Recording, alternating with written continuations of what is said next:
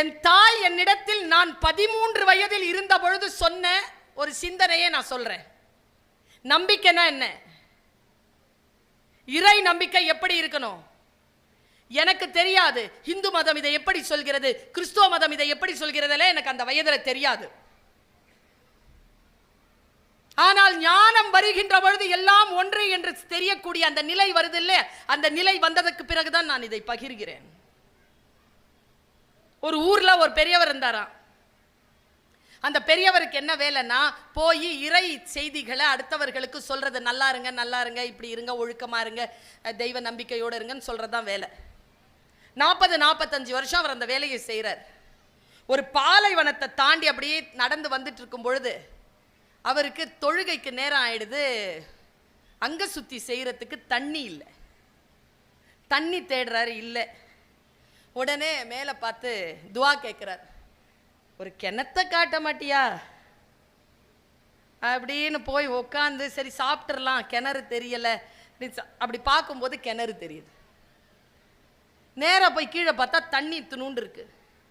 உடனே என்ன பண்றா, தன்னுடைய ட்ரெஸ் எல்லாம் அப்படியே போட்டு வழிச்சு எல்லாத்தையும் இது பண்ணி உள்ளே இந்த எடுத்து கொஞ்சம் தண்ணி வருது, அதை புழிஞ்சி புழிஞ்சி சேந்தி ஒது பண்ணிக்கிறாரு, குடிச்சிக்கிறாரு, சிரம பரிகாரம் எல்லாம் செய்து கொள்றாரு. தொழுகிறாரு, தொழுது முடிச்சு சாப்பிட்றாரு. சாப்பிட்டு கொஞ்சம் இப்படி ஆஸ்வாசமா படுத்துட்டு இருக்கும் பொழுது ஒரு சலசலப்பு கேட்குது. இப்பதான் கிளைமேக்ஸ். சலசலப்பு கேட்குது. என்னடான்னு இப்படி எழுந்திருச்சு பார்க்கறாரு. மான் கூட்டம் வருது. மான் கூட்டம் வருதுன்னு இவர் கொஞ்சம் ஒரு கழிச்சு உள்ள போய் மறைஞ்சிக்கிறார். ஏன்னா செதறிடக்கூடாதுன்னு. அது நேரா வருது. பாருங்க என்ன நடந்ததுன்னு. அது நேரா வருது. கிணத்தை உள்ள பார்க்குது, மேலே பார்க்குது. சொல்லுன்னு தண்ணி மேலே வந்துருச்சான். கொஞ்சம் மெட்டாபிசிக்ஸ் தான், கொஞ்சம் சூப்பர் நேச்சுரல் தான். சொல்லுன்னு தண்ணி மேலே வந்துச்சா, அந்த தலைவன் குடிக்க எல்லாரும் வந்து குடிச்சுக்கிறாங்க. எல்லா மானும் குடிக்குது. குடிச்சிட்டு போயிடுது. இந்த கஞ்சல் அரிசி இவர் பேர். இவருக்கு பயங்கர கோபம் அல்லா மேல.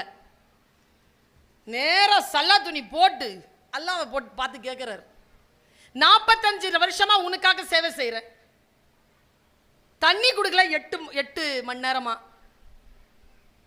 காட்டினா இத்தனோண்டு காட்டினேன், என் தாவு தீர்ந்து போச்சு இவ்வளவு தண்ணி எடுத்து குடிக்கிறதுக்கு, அந்த மான் உனக்கு என்ன அப்படி சேவை செஞ்சதுன்னு உடனே நீ அப்படி சாங்ஷன் பண்ண. அசிரீரி வந்ததாம். நீ கேட்டது என்ன? கிணற்றை காட்ட சொன்னாய், காட்டினேன். அது குடிக்க தண்ணீர் கேட்டது, கொடுத்தேன். உனக்கு எது வேண்டும் என்பதில் தெளிவாக இரு, அதை தெளிவாக கேள். என் மனைவியும் பிள்ளைங்களும் சந்தோஷமா இருக்கணும் கடவுளே, பிரார்த்திக்காதீர்கள். தவறான பிரார்த்தனை. நீங்கள் வெறுப்படையும் வரைக்கும் அவர்கள் சந்தோஷமாக இருக்கிறார்.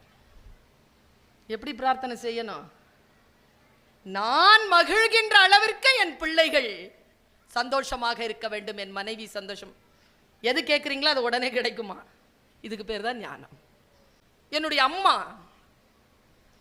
சின்ன வயசிலிருந்தே இறை நம்பிக்கையை அதிகமாக ஊட்டி வளர்ப்பார். ரொம்ப அதிகமாக ஊட்டி வளர்ப்பார். இப்போ கூட போன வாரம் ஏதோ ஒரு பிரச்சனை வந்தது. எங்கள் அம்மா ஒரே வார்த்தை சொன்னாங்க, எதுக்கு இவ்வளோ போராடுற? ரொம்ப பிடிச்சது. வீட்டுக்கு போகும்போது இதை மனசில் எடுத்துகிட்டு போங்க. எதுக்கு இவ்வளோ போராடுற? அவங்கிட்ட சொல்லு. நீ கேட்டா 1 தான் கேட்ப, அவன் கேட்டா 4 கேட்பான். அம்மாவனுடைய வார்த்தை. அடுத்து சொல்கிறாங்க, அவன் வாசல்ல தான் காத்திருக்கான். யார் அவன் சொல்றது? இறைவன். அவன் வாசல்ல தான் காத்திருக்கிறான். அவனுக்கும் கொஞ்சம் வேலை கொடு. எனக்கு இது ரொம்ப பிடிச்சதுங்க.